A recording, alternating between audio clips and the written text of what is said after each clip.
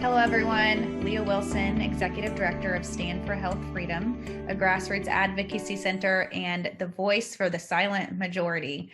I'm here today with Alison McDowell, mom and independent researcher, and she's going to talk with us about one of the most, if not, I would venture to say, the most important issue that we are facing today, and that is vaccine passports or programs that look like vaccine passport programs. So thanks for joining us today. And thank you so much, Alison, for taking time to share with us about everything that you've learned over the past several years in regards to these types of programs. Oh, well, thanks for inviting me to speak to your audience. Can I just say a little bit about my background that's a little bit different from folks? Would that work?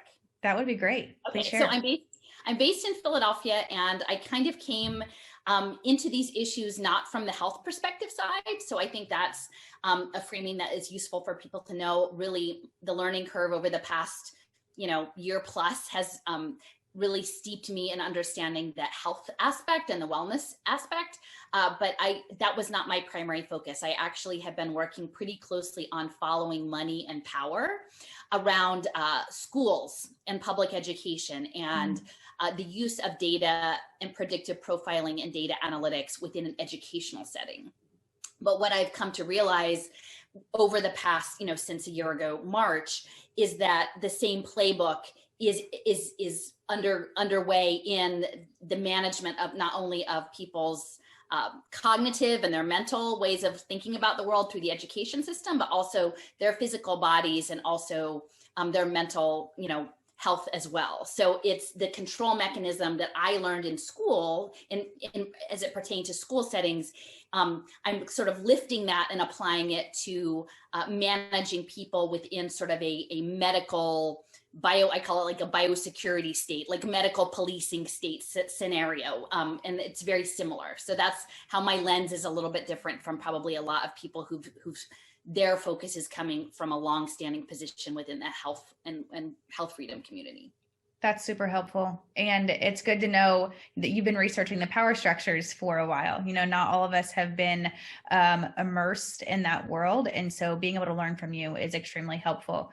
Let's start by hearing what your biggest concerns are with the vaccine passport type programs. Some people might say, well, it's just a necessity. I have to be able to travel for work, or I have to be able to see my mom who lives in a nursing home. And they fail to recognize that standing up matters in this situation. So what would you say are your top concerns about A, the infrastructure being built for vaccine passport type programs, and B, people participating in those programs? Okay, so there's a couple of key elements to this that I'd like to state first. What we're in now is about social control mechanisms, right? So controlling people's mobility, controlling people's access to school, employment, family members, that sort of thing. But it's about more than simply controlling that level of access.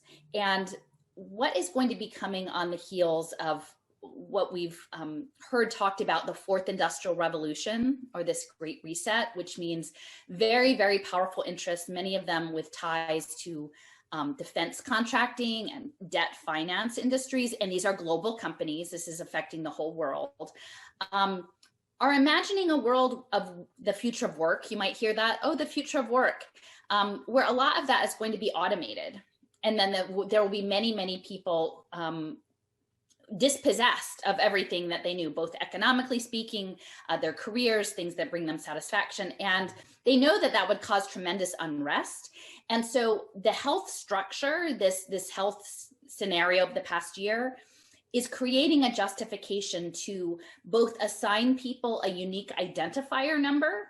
So that would be not unlike a barcode on an item you would buy at a grocery store, or an RFID chip, to track and control people, and to be able to do that at a very granular level. So there's the control mechanism.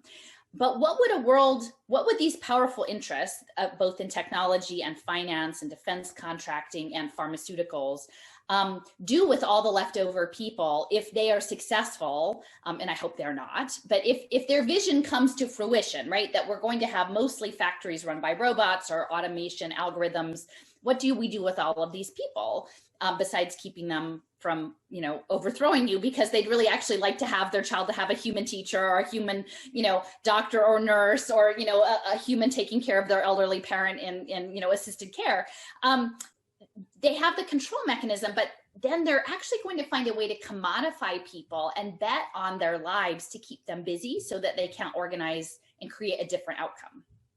And that's what most people are not quite understanding. They understand the mobility control element, and I think they understand the rights and privileges element, and that's something that's come through very clearly with the Green Pass in Israel and the pass in the EU. And Daily Pass in Los Angeles and Excelsior, the pass systems, they understand the control. They do not understand the way in which it's tied to financial markets. And that's the way in which the health access system is going to interface with many other social welfare benefits. Okay, and so that would be, you've been put out of work because of lockdowns or because your job has gone away, they've automated it. Maybe you will get a universal basic income, right? A chunk of money, not very much money really to try to scrape by, but it will be conditional on if anyone has spent time in the welfare system. There are all sorts of rules. It's almost a full-time job just to navigate all the rules of the welfare state, the bureaucracy. So in order to access affordable housing, a food subsidy, education, you're going to be expected to jump through these hoops. And that will be part of your unique identifier. It will not simply be, here you need to be able to demonstrate you're in medical compliance. That's it. No, it's once you have the unique identifier tied to the medical compliance, then that they will link it over. And we've seen, I think in The Economist, they just issued, the cover story was GovCoin, right?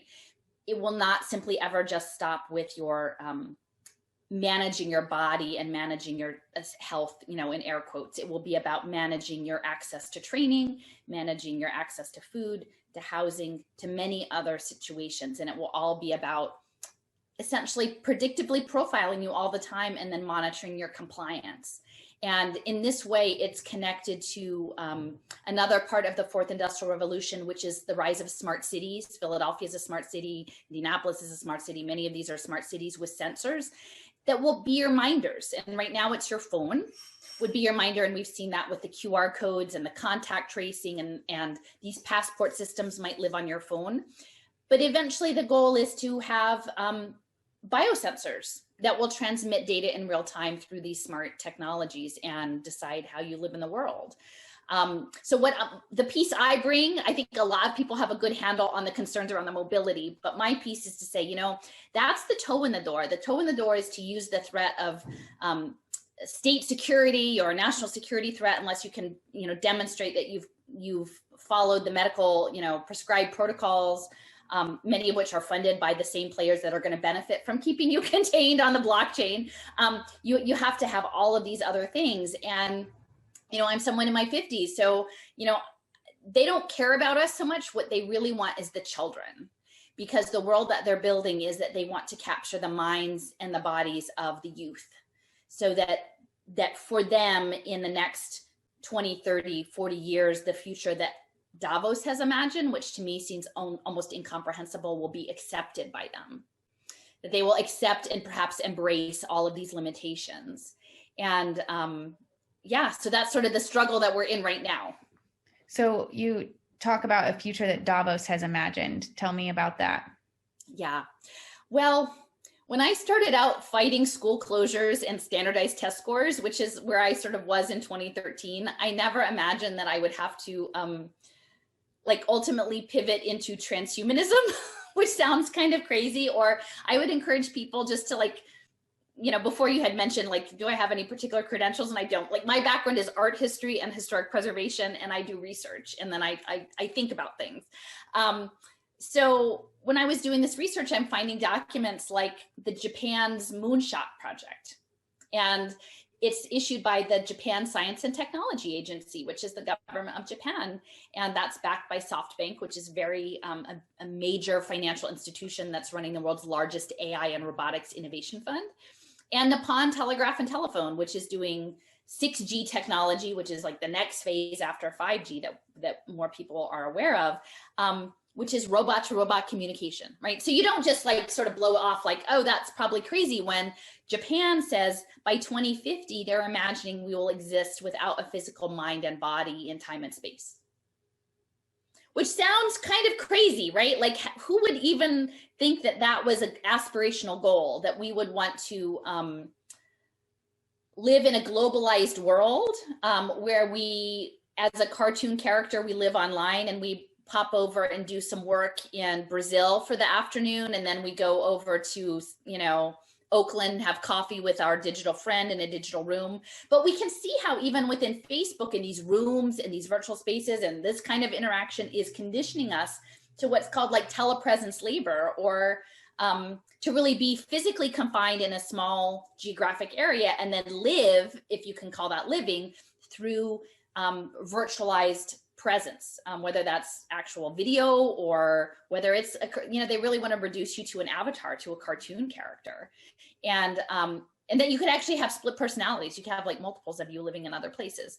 So this is this kind of crazy future that they're imagining. Both, to me, key documents are this Japanese moonshot project, the goal number 1, and they call it cyborg avatar capitalism.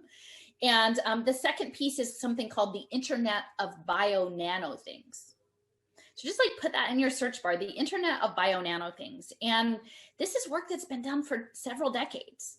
And nobody knows about it because the media isn't going to tell you about it. You're not supposed to know until it's too late. And again, maybe they cannot accomplish these imaginings that they have in their mind. But a couple years ago, I was reading, doing some research, and I came across the Internet of Humans. It was the first time I'd seen the Internet of Human. Roberto Viola with the EU, he's like the telecom guy of the EU, and he's talking about, this is great, we're gonna have the Internet of Humans. And I'm like, well, you know, I do like the internet, but I've never really considered myself as being meshed into the internet. And then it went to the Internet of Bodies, which is something you hear often now within the context of the Great Reset. And then the Internet of Bio-Nano Things, which is essentially imagining our consciousness just virtualized and the physical world just virtualized as little atoms floating around, and you just think things and your telepathic thoughts, you know, make things happen. But it's all within a militarized construct. And a lot of this is based on biosensors, like essentially scientists looking at bodies. And this is not just humans, this is any living beings, really, looking at cells as turning them into computers, turning them into, looking at them like they're electrical engineering things, programmable matter. They almost like it's just a thing that you could program if you just had the right tools. And so we are embarking on this software of life, you know, these discussions in which no one's really saying, by the way, how do you feel about this future, folks? Do you want to be virtualized and turn your body into a, you know, a biocomputer? Or would you like to maybe, you know, we're storing data in synthetic DNA right now. Like, hey, maybe we can come up with a way to store our data in your body. You know, maybe we can resonate with you. You know, does this sound good? And then maybe, oh, you don't like that? Well, then we'll stop. Like, that isn't the conversation that's being had, because in some ways, the people that I've come across who are supposedly the medical ethicists are the most unethical people. And so everything is rushing forward on the heels of really intense developments in nanotechnology and biocomputing, not just for people who might have a very serious illness at risk of death that they need to try an experimental procedure and that they have informed consent. No, this train is leaving the station. And in many respects, I think that the digital identity, I don't like to call it like use the V word, like for the passport, because I think ultimately their goal is to have these biosensors, and that it isn't actually going to be that in the end, that we will be subjected in various ways to gene therapies that may not be fully, that we're fully in agreement with at a population level bioengineering program. And the engineering that will take place will be so complex that they will track it on your electronic health record. And that came with the Affordable Care Act, And Zeke Emanuel helped usher that in, the shift to digital health records. And for the most part, no one would think twice about a digital health record, like, oh, that seems super convenient. But if you understand that their goal is towards a transhumanist future of slowly genetically modifying whole populations, they need a really good record keeping system. And who knows if this system will actually work. But these electronic health records are, in my opinion, going to be used to track the gene therapies across time and across individuals. So to track the software updates in humans. Yes, and who got what? And right? So transhumanism basically means removing the human elements from life, removing the necessity for, tell me more about what transhumanism means. Well, going way back, I mean, at least into the 30s and 40s, like with the Macy conferences, there's this idea of cybernetics.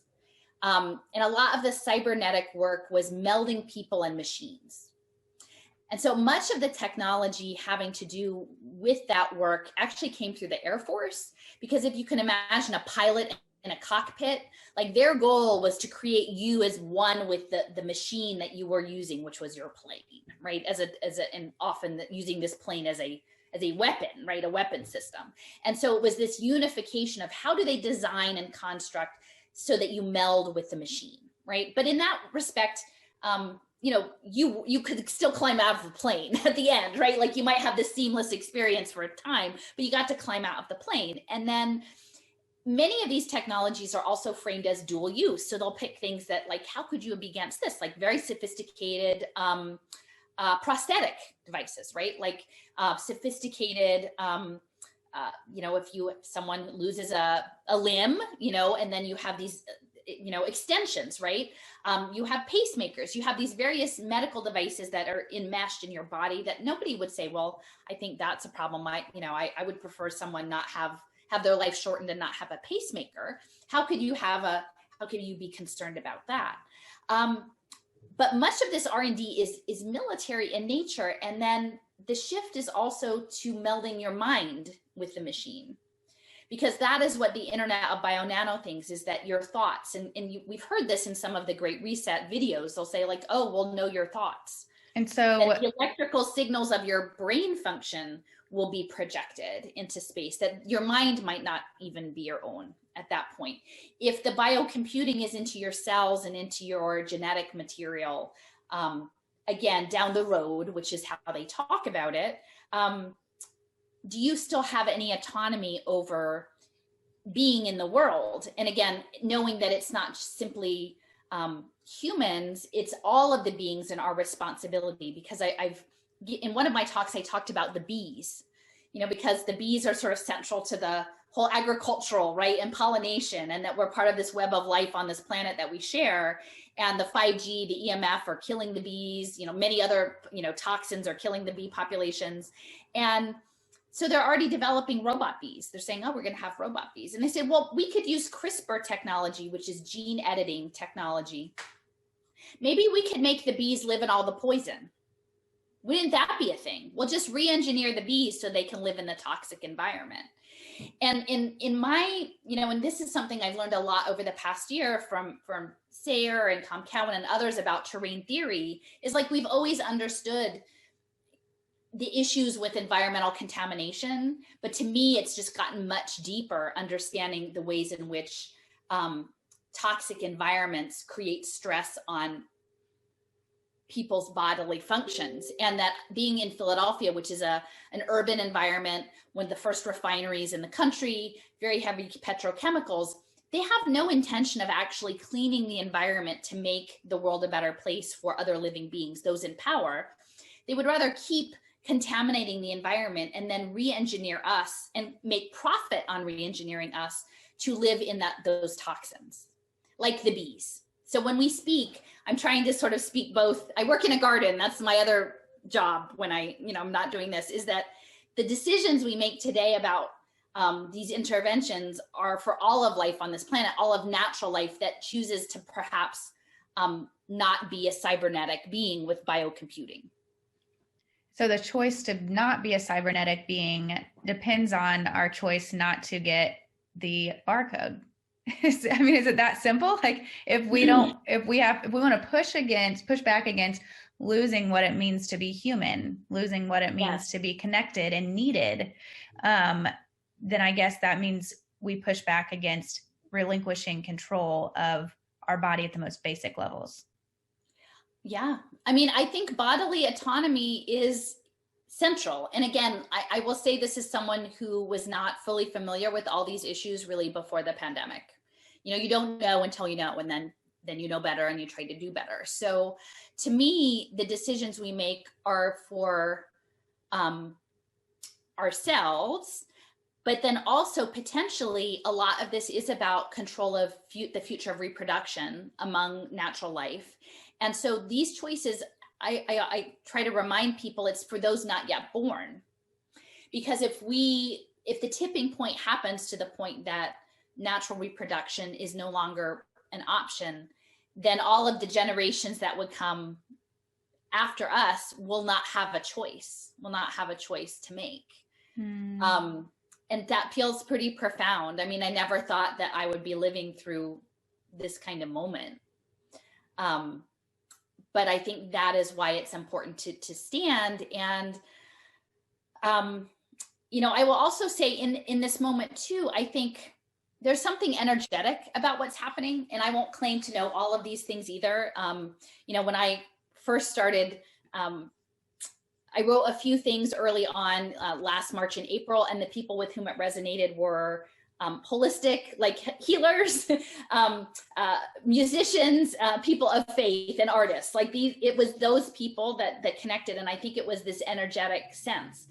And I know that there's a lot of fear out there, and anger and frustration, even within the communities that are trying to present this alternative option. And I think as concerns about potential effects leaching out into people who haven't made a choice to have a medical intervention, there's a lot of fear there.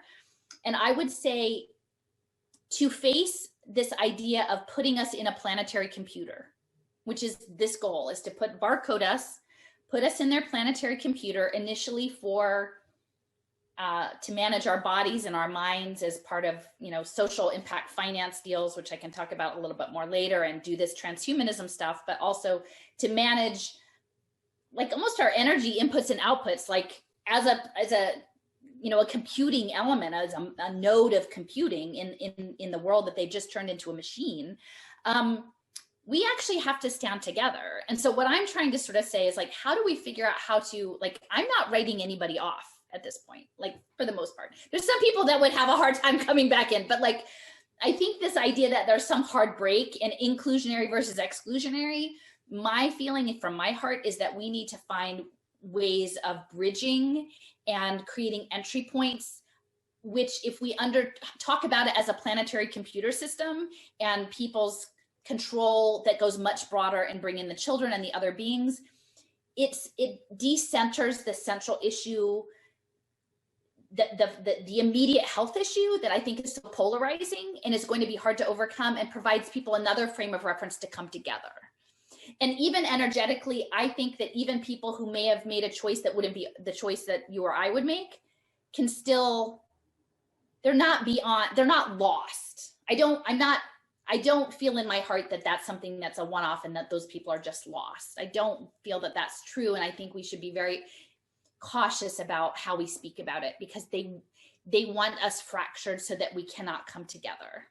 And anyway, that's just kind of how I'm feeling about it at the moment. Yes.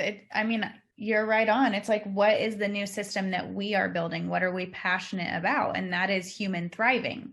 You know, yes. And it becomes the opposite, human thriving, educating our children in a quality manner so they're thinking thriving, successful human beings is very different than programming our children for profit, is what I think I hear you saying. And so it's, which world do we want to be a part of?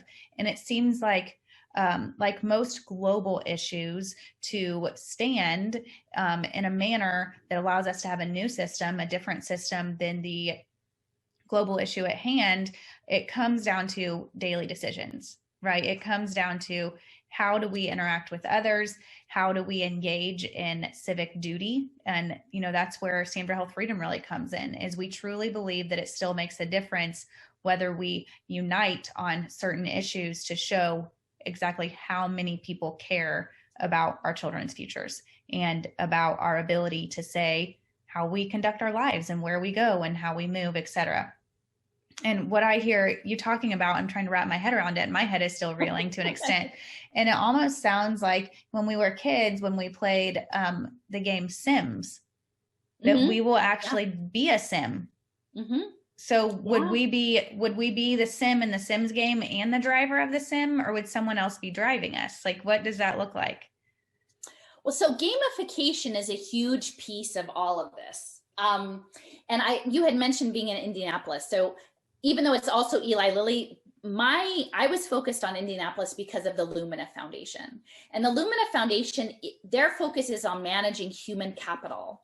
So the other key piece beyond transhumanism, which is the gene therapies, and I will say my friend who's a teacher, Michael Caine, recommended a book to me called, I think it is One Perfect Day, from the 1970s, Ira Levin, who was like wrote Rosemary's Baby and Boys from Brazil and other things.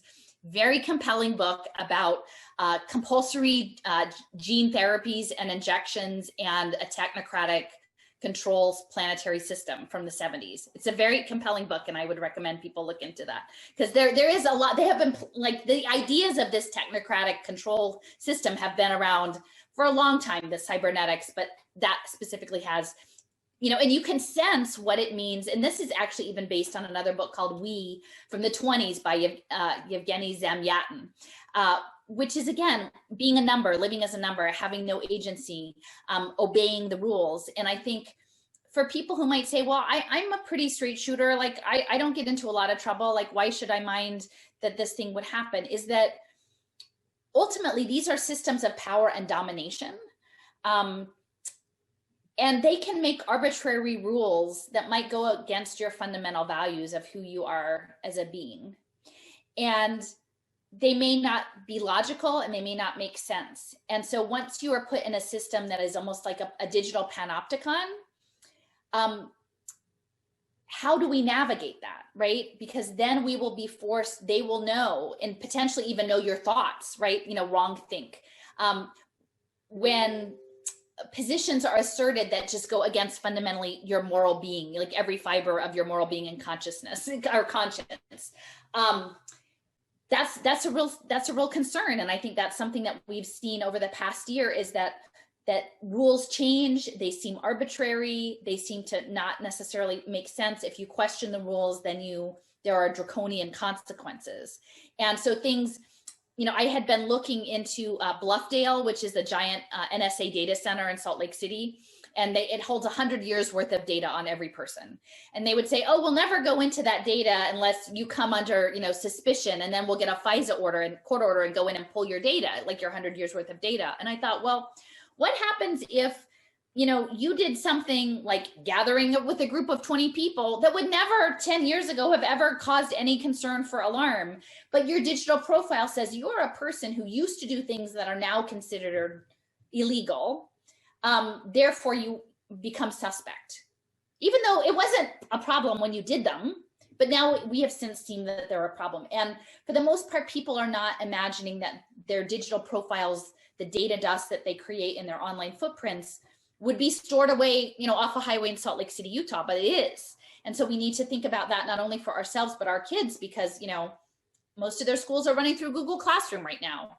That granular level of data, this digital twinning is being built up as we speak. And then how is it going to be used? Do we think that they have our best interests at heart? I don't think so. So, but I got off track. I was supposed to talk about the gamification. Okay, the avatars. So digital twinning is a huge piece of this. If you look up Nippon Telegraph and Telephone, the 6G, they have a whole paper on digital twinning. there's something called Ready Player Me. Actually, the book Ready Player One, it's like that young adult book, and that guy is from Austin. You know, they want to live in the virtual world. You live in a devastated environment in like a tiny little metal stacked RV house, but then you go to school in the virtual world, and that is literally what they are planning. And people can go to my YouTube channel, Alison McDowell YouTube, and I have a 5-minute video on a program in Dallas where literally they're like, you go to school as an avatar, and it's a video game. They call it a hybrid model school. So this is, you know, bit by bit dribbling out. So is the intention of that school to enrich the child's brain at all? It's crazy because the child is actually tracked by a floating robot eye, the avatar. Like the avatar walks through the virtual game school world, like the Sims world, and there's this floating eyeball robot thing tracking them around. So it's to condition kids that you're under surveillance, that you're always being watched. And so these social impact investors, which are the Goldman Sachs, JP Morgan Chase, UBS Bank, the Vatican, SoftBank, all of these people are going to start placing bets on if you will behave in this new virtual world that they're building. And it's essentially what they're setting up is like, you won't get to do real work anymore. If you want to get a public benefit, if you want to be fed or have access to shelter, we are going to give you a checklist of all the things you have to do to self-improve, whether that's a wellness behavior, whether that's a mental health behavior, an addiction treatment behavior, a training behavior. You're going to have to check the boxes that you've walked your step count, that you've eaten your kale, that you've done your meditation, that you've learned your skills badges, that you've demonstrated a proper mindset, that you're gritty and resilient enough. And we will know because now we have wearable technology. We have Fitbit bands, and we have smart shoes and smart shirts and brainwave monitoring headbands. And we'll know if you did those because that will automatically like check this online box if you are on your pathway. And then now the new prison will be run by the social workers and the educators and the healthcare professionals. Not that they want to, none of them would sign up for this job if they knew that this was the job, but this is what it's pivoting into. Who are the monitors? Did you do all of the things? Let me check the dashboard, right? And that's what telehealth is about. And that's what ed tech is about. And that, you know, that's coming if we don't refuse. And I would say if people understood that the future was your child being tracked by a robot eyeball as a cartoon character, everyone would say, no, thank you. Maybe I don't love all my teachers, but I still vastly prefer a human teacher that I can like argue my grade with rather than an algorithm and a robot, eyeball. But people can't even imagine that that's the future that people have in place. So the pathway program is part of it. The wearable technology is part of it. They're also needing to track people's skills in an online learning locker. So you'll never be done with school. You're always uploading skill points. AI will sort you for a task. You'll go onto an online platform and try to apply for work. Some of that work might be on a screen, but they increasingly have developed something called haptic robotics. So it's like the gaming consoles, like the hand controllers and the augmented reality, where you could sit in your closet, you'll probably have a tiny little room and operate a factory piece of equipment halfway around the world.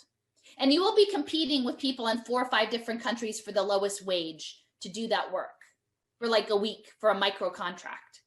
And that's what the blockchain is for, is the blockchain system is to track your skills, track the global payments, track your impact. And again, can they get it all to work? Like Lumina is a key part of this, actually. Lumina is central on blockchain credentialing, the skills. It's all around the future of work with the Marco Foundation. And I'm trying to like reskill USA. It's all skill building because you'll never have a degree anymore. It's just the next demonstration of compliance. And we don't want that for our kids. And what I would say is like, I'm not a nationalist, but we need a global solidarity campaign, I say, of like scrappy moms against artificial intelligence, because we shouldn't have the kids in Indianapolis competing with the kids in Poland and the kids in the Philippines and the kids in Boa Vista, Brazil to do piecework and sit in a closet because their smart toilet says they're not allowed to go outside because their biosensor went Ari, and so they're stuck in a closet doing a haptic robotic program. That isn't the way it's meant to be. And, I can't even imagine that they can actually accomplish this, but what they've done over the past year plus is still astounding to me, that they have gotten away with so much. So is there still time to opt out? We know there's massive amounts of data capture. I mean, we've seen it with Facebook, Google interfaces, and like you're saying, our kids being on the Google Classroom. Wow, they've captured a ton of analytics about how kids think, you know, and what they're talking about and what they say and how they answer questions and how they respond in these virtual environments. And so is there still time to opt out or to stand up, or is the data already there? Well, it's sort of like they create the problem to sell you the solution, right? So they'll say, look at all, do you want Facebook to own your data? Do you want Google they're terrible. Why don't you own your data? You can own your data by being a blockchain commodity, right? And then all the data that accrues to you from pre-birth, because they're tracking even prenatal care. So there's a huge, in terms of the reproduction control, this is being piloted in the global south. The first baby was born on blockchain in Tanzania in 2018. So the mother was given an ID number, the unborn child was given an ID number, the healthcare provider, and the mother was tracked for her compliance to the prenatal program. And do we know if we're getting an ID number? We would know this, right? If we were given an ID number? The question is like, I don't know that people would know, because so in Chula Vista, California, which is a suburb of San Diego, the children were having blockchain health records created on them for in-person access to in-person, face-to-face education, COVID testing. That Kahala Biosciences was using this Adonaya platform, which was a blockchain electronic health record platform with those children. Now, did the parents who were told that they had to do this testing to get their kids access to in-person school, were they told the full-on ramifications of a blockchain identity? I doubt they were. Did the woman who was getting prenatal care in the hospital in Tanzania know what a digital identity meant? They probably don't. On Wednesday, I'm actually doing a podcast with my friend on Cardano, the blockchain, the cryptocurrency platform is putting 5 million Ethiopian children, students, and teachers on blockchain in Ethiopia. It's the largest pilot of blockchain, and it's for education, right?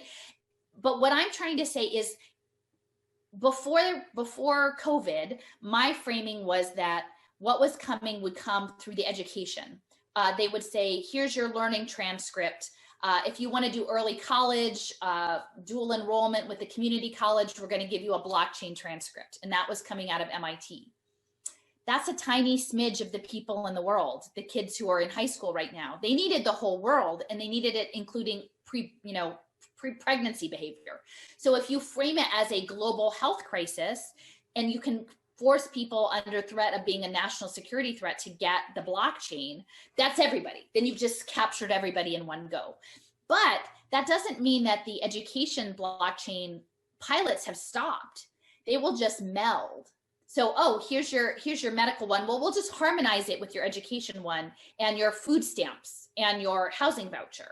And they'll just harmonize them together because they're developing common data standards. This is the World Wide Web Consortium has been at this. So I think what we have to do is say we will not be blockchained. One, we have to educate people, and it's very challenging because in this moment that is crypto is seen as such a gold rush opportunity, right? People are being told that crypto blockchain is liberation. It is the opposite.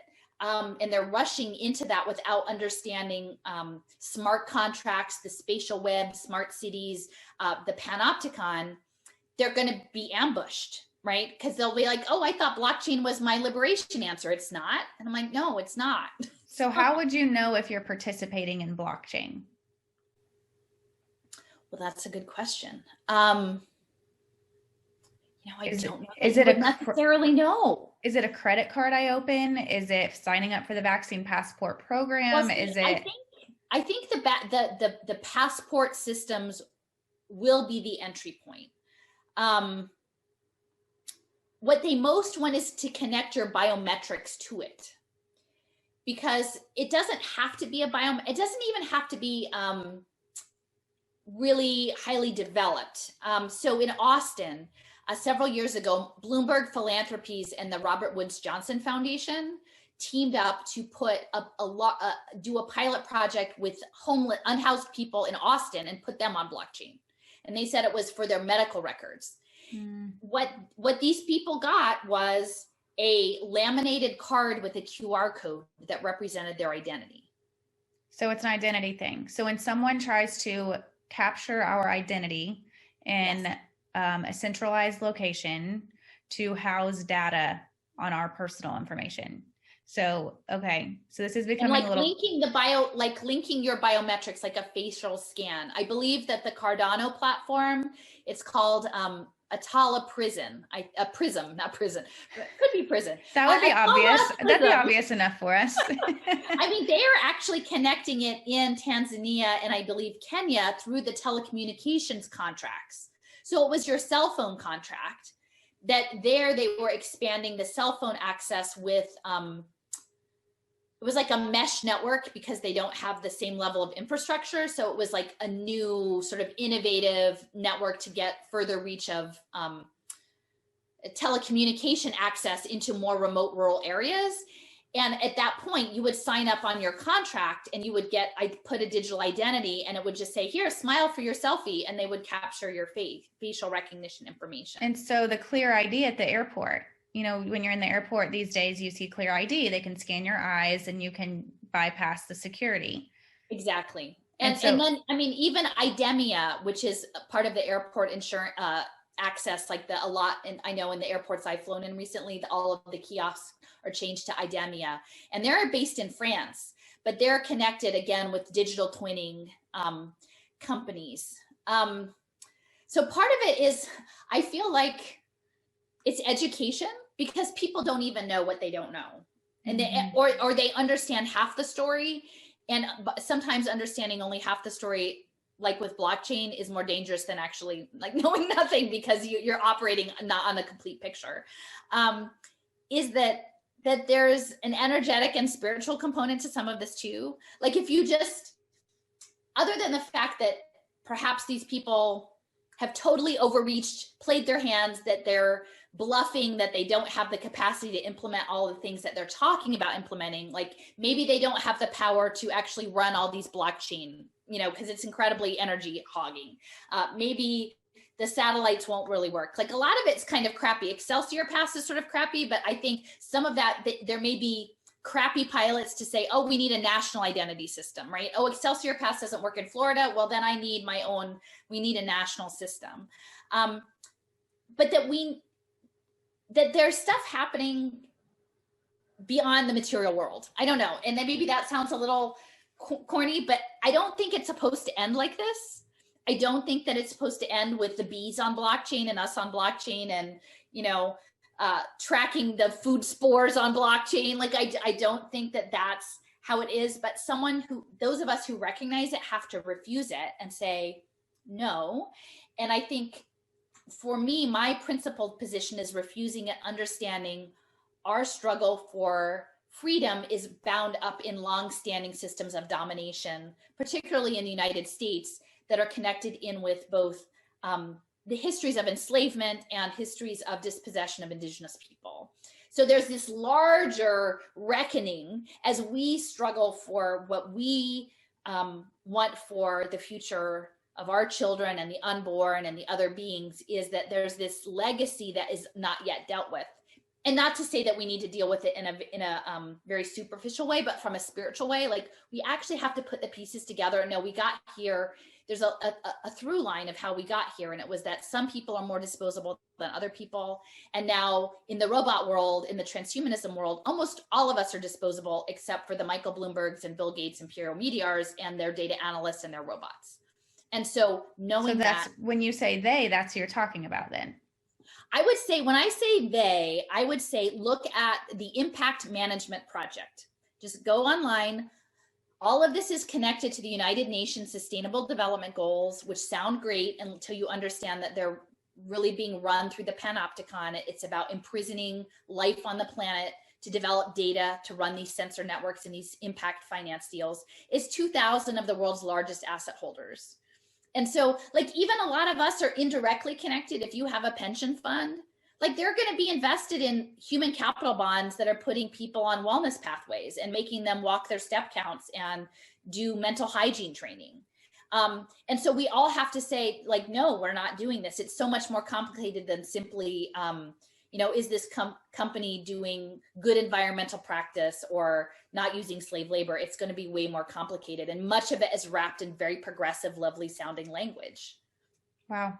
And so, wow, that's a lot. I mean, we could re-listen and chew on this for hours and hours and days and probably not still fully understand everything that could come of systems such as these health passport type programs and what it opens the door to. And I think digital identity. The digital identity, that's right. I mean, that is the encapsulation of it all, is digital identity robs us of freedom, allows domination. And so the only decision we really have to make is, do we want to sign up for complete domination, for twinning, for things beyond our control?